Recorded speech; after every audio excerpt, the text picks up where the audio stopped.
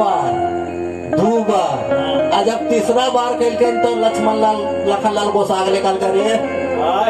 हम ऊपर जेबे की तो ऐसे करी तरह नहीं नदिया गोसा लगले केवटो पर राम काल के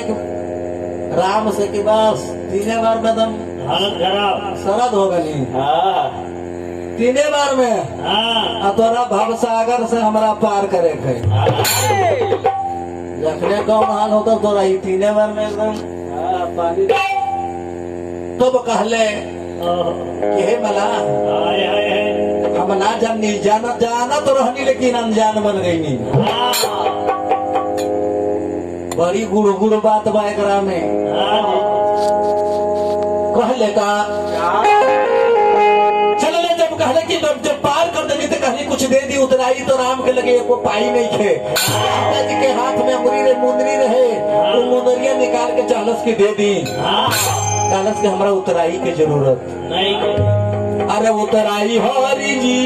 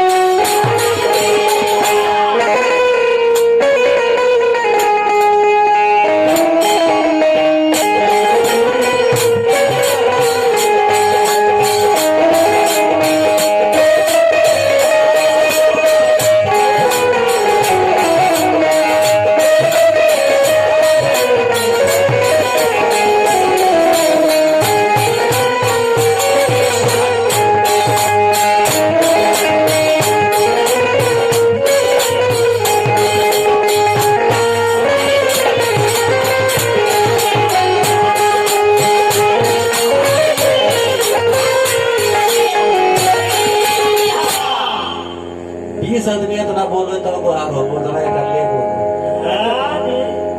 ये सब खूबी हो गो कुछ दूर गई ले गोल भीड़ के नजर पर गई करिए इतना निर्मल शरीर बा लेकिन भले अगला गोर है जब पिछला जे सामर है ना समरकाम बड़ी मरखा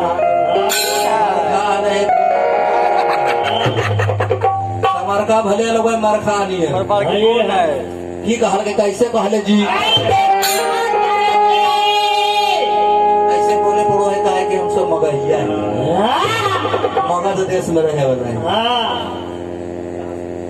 कहले का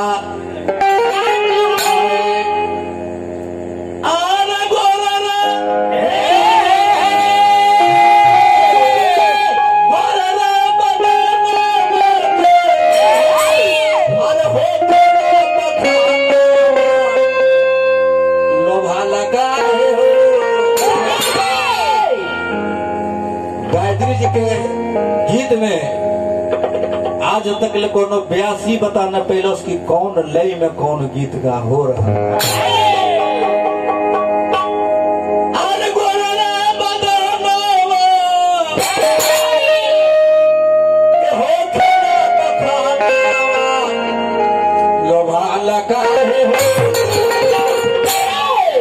लोभा लगा है हो